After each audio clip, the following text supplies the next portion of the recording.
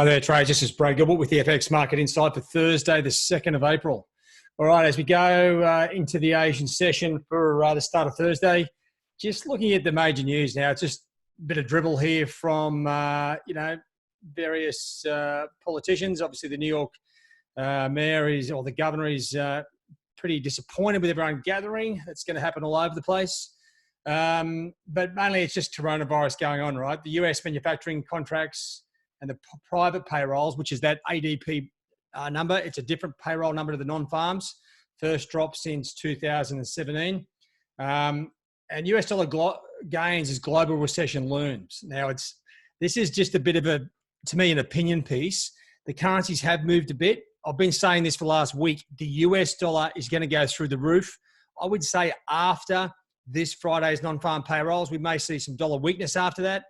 If we see a big blowout. But from there on, I think as the rest of the world brings out their data and we see how bad that is, the dollar is going to balloon.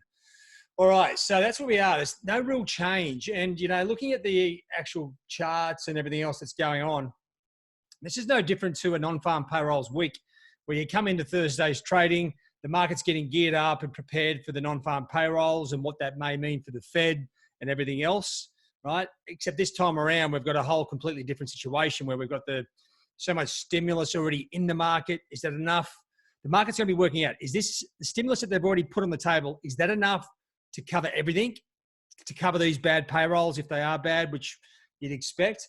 Anyway, there's all these different conundrums. But check out the currencies. They have been living on borrowed time, in my opinion. Aussie, Kiwi, Euro, and Sterling. They're all to me, they're all going to go lower. It's just a matter of the timing, right? So what we are seeing just at the moment is a little bit of a weak break on the downside. Let me just clear those charts. Bit of a weak break through these weak support lines. There's no momentum. There's nothing to really give it a kick. There's no fresh corona news. There's no change. The market is becoming a bit desensitized to the number of deaths and all that sort of stuff. So it now comes back to the data. Right, that's where the non-farms are going to come into play. So there's no momentum. They break down again and they start trading sideways. So don't bet all your money on these things moving just yet. You're going to see a bit of sideways trading as we lead into the US non-farm payrolls. Right, dollar yen still cruising to the downside. Dollar CAD hanging in there in a much bigger range. And one thing I've noted, I've spoken to quite a few traders. Expect false breaks, right? The false break trade is the best strategy during geopolitical events. And that's what we've got at the moment. This is just one epic geopolitical event. So just looking at the US dollar here, as I said, there's no change here. It's just trading sideways. Check out the sort of false break on the downside, on the top side here of the yuan or dollar yuan. All you're doing is, and this is quite common, you end up widening out the range and you're back to where you were to begin with, right? This is no different. Even the dollar index here, just sort of cruising around this trend line. You know what? There's another one behind it, which is probably more legitimate, but just keep an eye on that as we go through things. Bit of a mixed bag here this morning on the major pairs. Okay, it tells me there's a bit of discombobulation. Obviously, equity markets took it in the teeth again yesterday. So just having a look at the risk on, risk off, see what's working and what's not. Okay, US equities down 4%. Now, this is based on, it could be based on the weak data. It's hard to sort of work out where the pressure point is for the equity markets at the moment. They've already sort of broken down. To me, it's just a continuation of people taking cash out. But you look at the Asian equities, they're not exactly running with the movement in the US equities. And the sort of risk on, risk off pairs, the yen crosses in particular, aren't really reacting at all, right? So what you do is, I've got a bit of a cheat system here. You go to the correlation matrix and see what does line up with the US equities. Euro, okay, you've got the silver, of all things, is correlating very highly with US equities. The US 10 years, well, you got gold correlating very high with that. And also there's CAD yen in here. And with the Nikkei, you've got, what is that? Sterling yen and Aussie, of all things, right? So you can try and isolate the pairs to focus on using something like this. It's not the absolute answer. It just tells you what is moving with other instruments, right? It's a good way to sort of work out, maybe what pairs you should be looking at. Coming back to the daily trade routine, well, there's no major change here, right? So there's okay trading conditions. Yeah, my Corona is the main game. And if I just scroll down, okay, same sort of thing, the same pairs. I mean, dollar yen and oil are the two pairs that have clear direction. The rest of the pairs, as I said, to me, are still sort of just jamming away.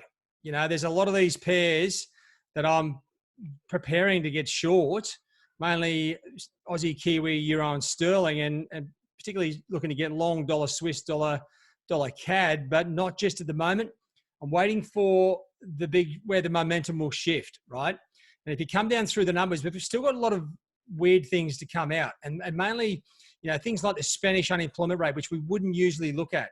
Check out the last week we had the initial jobless claims blew out to 3.5 million. Now they're expecting the same sort of number here, so I'm expecting a bigger number. So we're going to see how. I would suggest trading over the next 24 hours. We'll focus around this number and what impact that has on the equity markets, US equity markets in particular, and that'll flow through to the rest of the markets. And that's going to be a bit of a lead in to seeing how much damage the coronavirus has done to the US employment situation come Friday. All right, so that's where we are. To me, we're in a bit of a holding pattern, right? So you come back and look at your charts. You can't make these currencies move when they don't want to move. You've got to wait for them to get in position. So the smart thing to do is, come back, have a look where your levels are. You can see where these levels are. If I just shrink these charts up a bit, you can see the bigger levels on top. You've got a level there on dollar yen, Euro, Aussie, Kiwi. Once again, if I just shrink these down, okay, sterling's a little bit of a different one. It's been all over the shop. And dollar CAD, you're just adjusting the highs to match up with the highs. So dollar CAD's in the middle of the range. We've got potential breaks down here on Aussie, Kiwi, and Euro, but they haven't really gone yet. I think they're gearing up for some decent moves.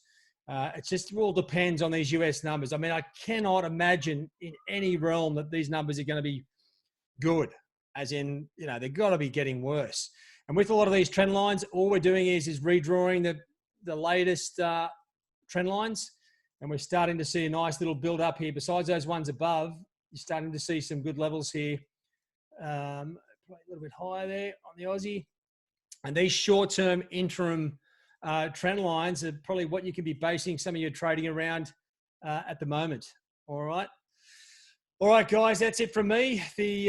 As I said, focus on the pairs that have direction. This isn't easy by any stretch. Keep your capital management under control, and you'll be able to keep trading well after this event's over. All right, guys, have a good one. Cheerio.